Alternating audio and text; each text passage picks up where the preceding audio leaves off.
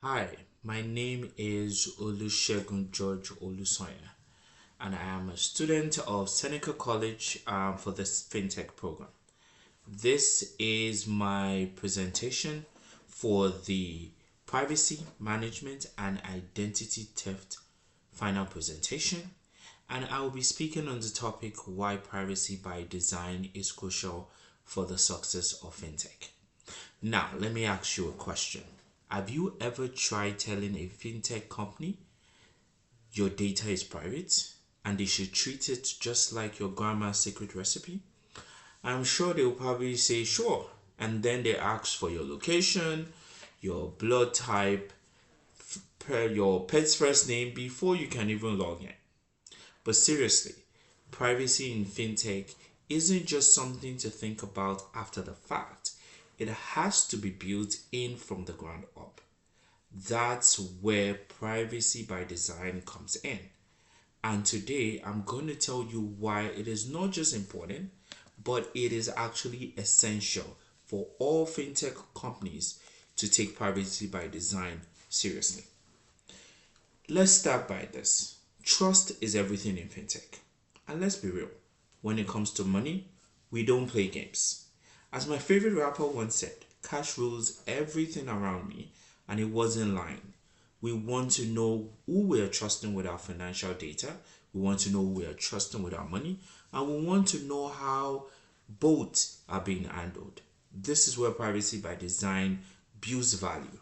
When users feel their information is protected by default, not just in fine print, they will stay longer, they will refer others, and actually enjoy using your platform. Trust, they say, isn't earned. I'm going to say it is actually engineered in fintech. Now, let's look into regulations. Governments are stepping up their game from GDPR in Europe, PIPEDA, as my lecturer would call it, in Canada, to CCPA in California. If you handle financial data, you better comply or the government will come for you. Privacy by design helps fintech companies stay ahead of the law. Instead of scrambling every time a new policy drops, they are already compliant before that happens. It saves them legal headaches and keeps their brand and reputations clean. Looking at data, data is power, but also it is a liability. Sure, data helps fintech companies personalize services, detect fraud, and make fast decisions, but it also makes them a target. Hackers don't care how cool your UI is, they care how much personal information they can steal. And this is where privacy by design comes in. Privacy by design teaches data minimization. Only collect what you need, nothing extra. Less data is less risk. Very, very simple. And that is how it should be. Let's go into ethical innovations and how it can be a competitive advantage for fintech organizations. Let's say you're choosing between two apps. One is sketchy about what it does with your data, the other is crystal clear and gives you control. Which one would you use exactly?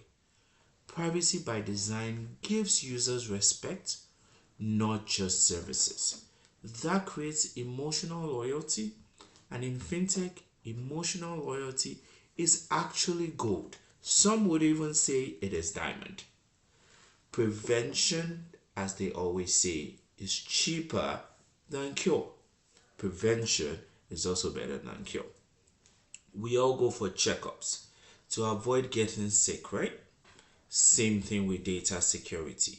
A single breach for a fintech organization could cost the organization millions. We're talking about lawsuits, we're talking about fines, we're talking about angry customers banging on the door of the bank, we're talking about bad press, tabloids. It will be a total mess.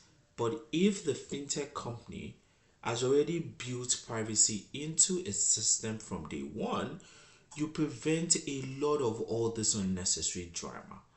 Privacy by design is like eating your cybersecurity vegetables. It is boring, maybe, but it is healthy. Helps you go strong. It keeps the company healthy. We see how the world has revolutionized, and now AI is taking over pretty much everything we do, from our phones to how you write your essays. Don't tell my lecturer. However, AI is a powerful tool, but AI is also dangerous without privacy. Fintech companies are beginning to embrace AI, and that is very exciting. It can detect fraud, it can access credit, it can personalize experiences. In fact, in my own personal life, my banking app even finds ways of saving money for me by moving money from my current account into my savings account when it sees it's been sitting there for a long time. But here's the thing, AI uses data, and AI needs a lot of it. If privacy isn't baked into those systems, things get messy fast. Algorithms will leak private information or even make decisions that users never approved or agreed to. Privacy by design here helps too with these tools. It helps the AI to have ethical training so you don't end up with powerful monsters that don't know their boundary. If you've seen iRobot movies, you understand how fast things can change with AI, which is why a lot of us are scared about what is possible with AI. But moving on from AI, let us talk about mobile first, privacy last, that a lot of fintech companies used to do in the past, but not anymore. Most fintech apps live now on our phones. We use our phones for everything. I cannot remember the last time I walked into a banking or for any transactions. However, we need to consider that these phone apps track our locations, track our patterns, they even store our fingerprints. If developers aren't careful, that could be a privacy disaster waiting to happen. With privacy by design, mobile apps can ask for permission the right way, explain why it is being collected, and let users decide on what they want. For instance, you can decide whether to use your biometrics to access your banking apps. And if you don't want to, you could do it the old fashioned way or entering a PIN or just a password. But this will help users feel that they are in control, and this will make them stick longer with the fintech organization. Another issue and another reason why fintech companies should take privacy by design serious is when it comes to upscaling the organization.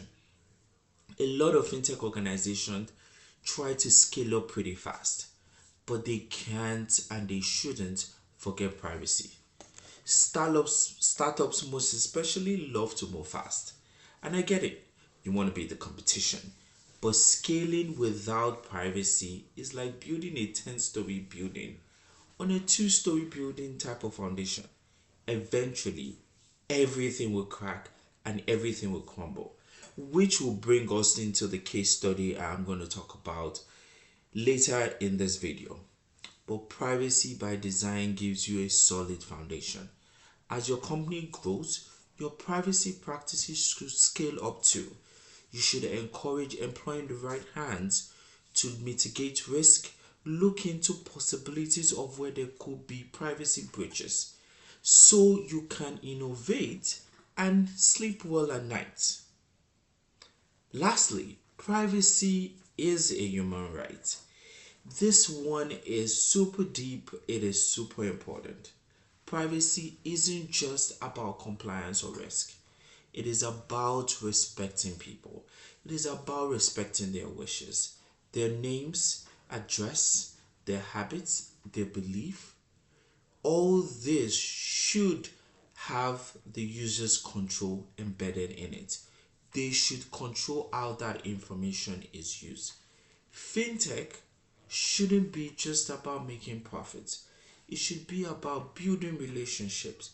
It should be about building tech that puts people first.